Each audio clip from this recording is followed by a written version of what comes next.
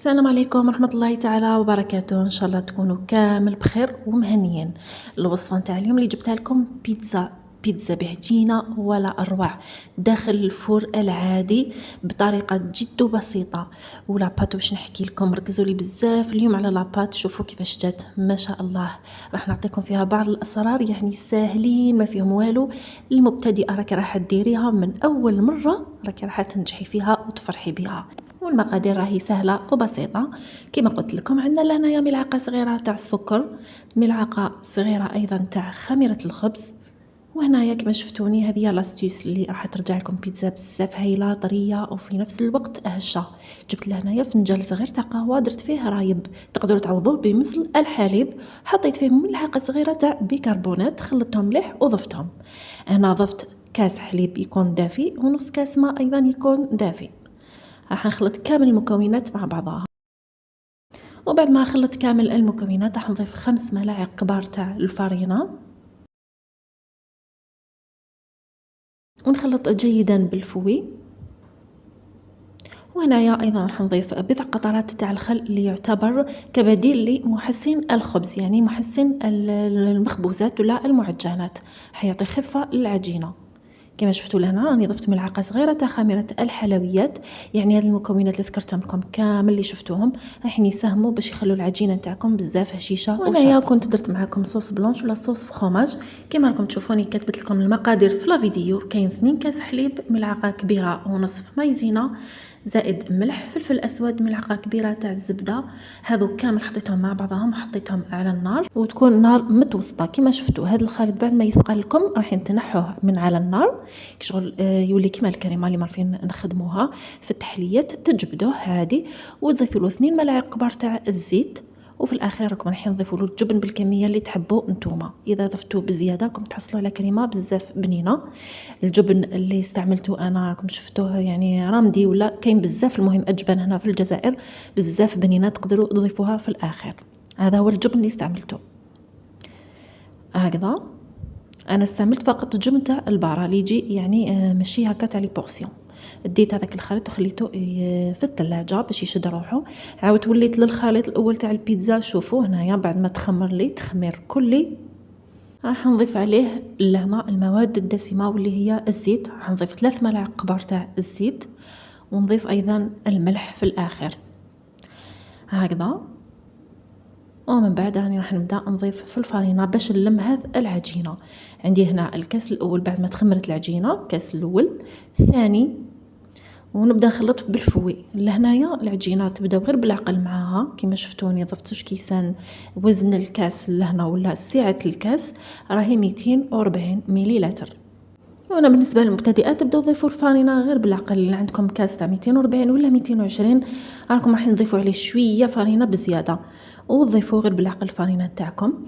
انا كنت زدت نص كاس واحد اخر باش تلملي العجينه.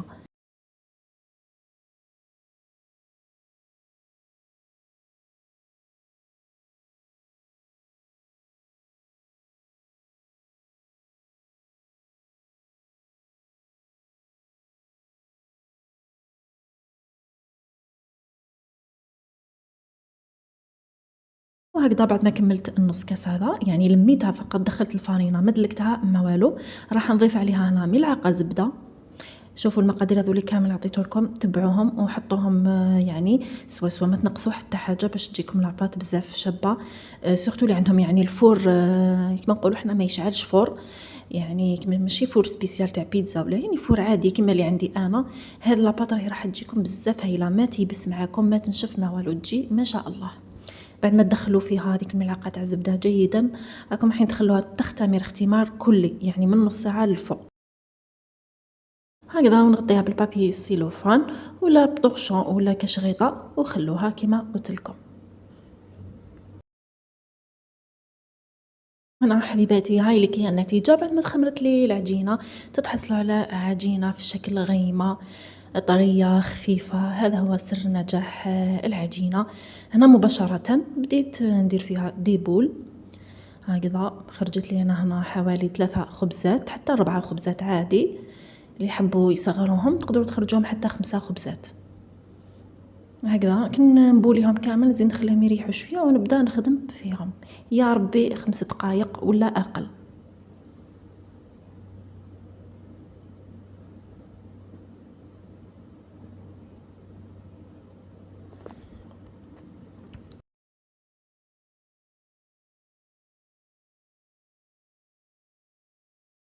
وهنا راح نبدا نخدم في لابيتزا تاعي على طاولة العمل. راح نرش شويه تاع الفرينه، راح تساعدكم كي تكونوا تحلوا فيها.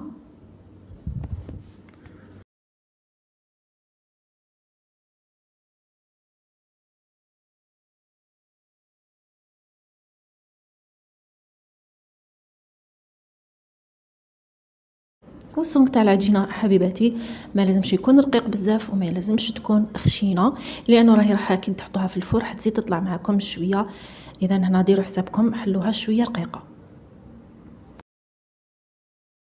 وبالنسبه للطياب تاعها راني كنت شعلت الفرن تاعي على 180 درجه نص ساعه من قبل، وحطيت السنيوه اللي راني حنطيب فيها راهي تسخن. حطوها في الرف السفلي كامل وخلوها تسخن مليح مليح هكذا. وجبت هذا البلا اللي راكم تشوفوا فيه، درت فيه الفرينه وحطيت فيه الخبزه الاولى، ولا الا عندكم هذيك الحطبه اللي باليد ثاني راح تكون احسن. هكذا تعمروا لا بيتزا تاعكم واش عندكم واش متوفر، تحطوا صوص بلونش ولا صوص طوماط ولا كيما تحبوا. هاي ليك سنيوه راني وريتها لكم، هي سخنت مليح مليح. ومن بعد نلوح البيتزا تاعي ونغلق عليها ونخليها طيب. انا بلا ما نشعل عليها من الفوق، هذيك الحراره كامله راح تتوزع على البيتزا وطيب. شوفوا كيفاش جات ما شاء الله البيتزا هذه، يعني الوصفه هذه بزاف بزاف هايله. نقول لكم غير جربوها وديروا طريقه تاع الفور هذه راح تنجح معاكم وتجيكم ولا اروع. ما بقى لي غير نقول لكم تهلاو في روحتكم، الى الفيديو القادم ان شاء الله.